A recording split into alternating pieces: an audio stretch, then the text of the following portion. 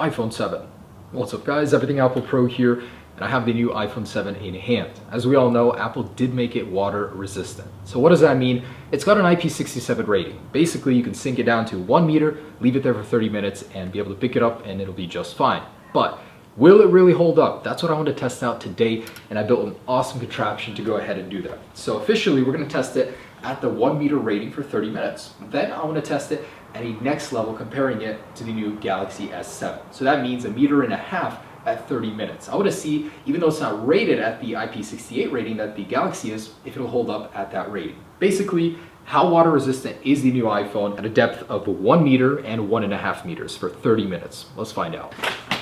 Okay, so what we're gonna do is we're gonna sink these in very carefully to try and get them sitting on the bottom so we can go ahead and see through this vase. I've actually never done something like this. Usually we just throw it in the water and see what happens. This time around I actually want to measure it and at different depths. So some of you guys might be asking, won't the water pressure not be the same as it would be in a pool? Well, I actually consulted with a really smart friend, smarter than me, and he told me it's not about the surface area of the water, it's actually just about the height and depth. So this will still have the same water pressure down here as it would in a 5-foot pool. But this is only filled to about 3 feet and 3 inches, the rating of the iPhone 7. So let's go ahead and test that first. And we're gonna sink this in alongside with the Galaxy S7. All right. Not long enough. That's what she said. All right, the first to go in will be the Galaxy S7, and we're gonna start a timer. So at 1 meter for 30 minutes. All right, man, this is sketchy. Here it goes.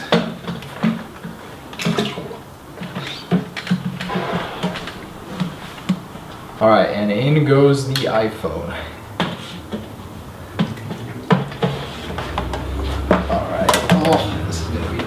Alright, so we're actually approaching 9 minutes right now. It's been sitting in there and doing just fine. Took me a while to get them to stand next to each other, but as far as I can tell, I mean, there's really nothing going on. The display isn't even moving around, and this is water taken straight from the tap from outside. So just regular water, 1 meter. iPhone seems to be surviving just fine, and I'm not seeing anything to indicate that any water got inside whatsoever. So I'm liking what I'm seeing, but we're gonna let it sit for an additional 20 minutes to see if Apple's claims are true. And what's cool is you can actually see that the carrier signal is still available underwater. Even Wi-Fi, I'm getting a pretty good range here. So pretty dang good, not bad. Galaxy, of course, this is its natural environment as far as I can tell. It's not even at its limits yet. This is easy for it. I mean, it's just passing by with flying colors. So let's keep going as we're approaching 10 minutes. It seems just fine, and that's actually amazing. I mean, I was waiting forever for an iPhone to become water resistant, waterproof. Although this isn't waterproof, it's a good step towards that, and I won't have to worry about taking it into the shower, stuff like that. You can even rinse it off if it gets dirty. That's absolutely awesome. So I'm loving it, and I can't wait to see the possibilities of what you can do with your iPhone that's water resistant. All the Galaxy people should have all the fun. Anyways, let's keep going. So we just got to the 20-minute mark. I had to readjust the Galaxy S7 as Samsung doesn't allow you to do unlimited timer for the display. Anyways, the iPhone is going strong. I see no signs of any water damage. Usually, I can tell when an iPhone is water damaged because the screen will start freaking out, like buttons will start being pressed. But here, we see a completely calm iPhone, and the Galaxy, of course, no concern there. It's made for this. But anyways, looking good. And I'm thinking that this isn't even going to do anything, so I want to add some water and see what happens when we add 1.5 meters of water pressure to this tube. So I'm going to go for about 4 more minutes to 25, and then we're going to add more water, see what happens. All right, lads, so nothing is happening to the iPhone. It's literally persevering. This is what it's meant for, so it wouldn't have gotten this rating if it didn't work at that rating. So we're going to go ahead and add more water, more pressure, get it to a little over 5 feet.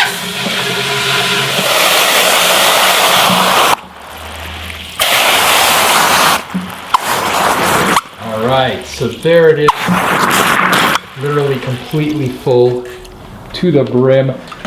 That is a little over 5 feet of water pressure.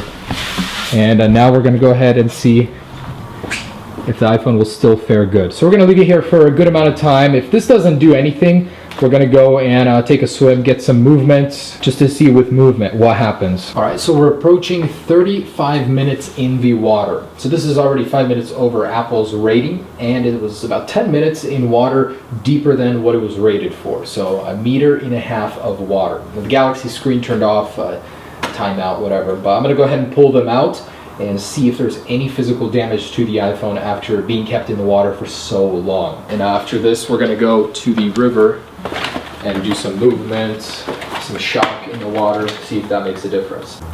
Okay, you got it. Alright, so got the iPhone. There it is. I'm gonna pull the Galaxy out.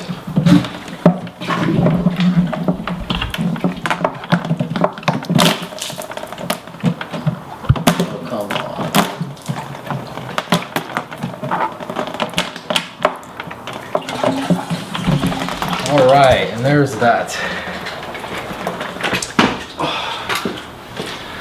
So, in the watery graveyard over here, let's check out what happened to these guys. So, oh shoot, for a minute there I thought the Galaxy was done for, but it's still going strong. So it is going a little bit crazy. I'm not sure if that's because of water on the display. If it continues to do that, it might actually have water inside. So I'm gonna set this aside and check out the iPhone for the time being. 3D Touch Home button is still working just fine. The display is responsive. Looking at the camera, I'm not seeing any moisture in there. In the back, no moisture. It actually seems like a very, very solid enclosure, so water would have a very hard time even getting in here. They sealed off the home button, sealed off these buttons, they're no longer concave, so it's definitely a better design for the water resistance. I'm liking this. And of course, Apple recommends you don't charge your phone. Oh, what was that? There's a certain amount of time Apple recommends you don't charge your phone for after. I'm not sure how many hours, but you should never plug in your iPhone if there's moisture in here. Make sure to blow it out, dry it out. But guys, I'm not seeing any signs of damage. I'm seeing a scratch on the display from something. So it's going to be very visible for people with black iPhones.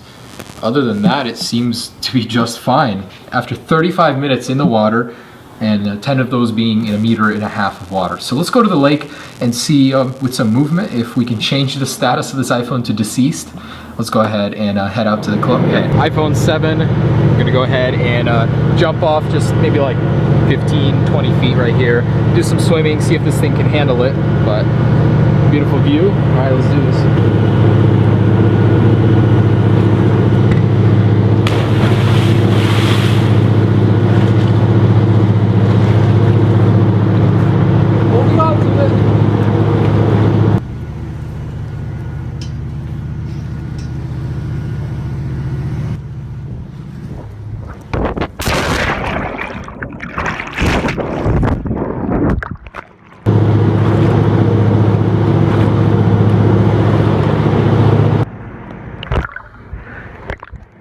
That's pretty cool, actually.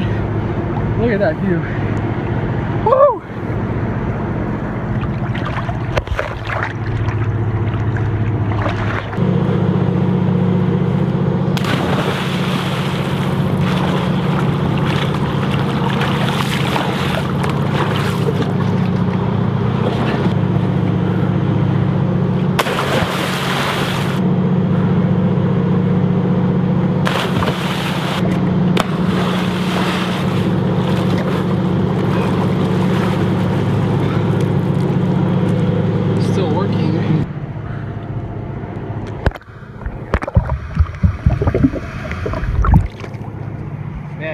It gets really blurry underwater though.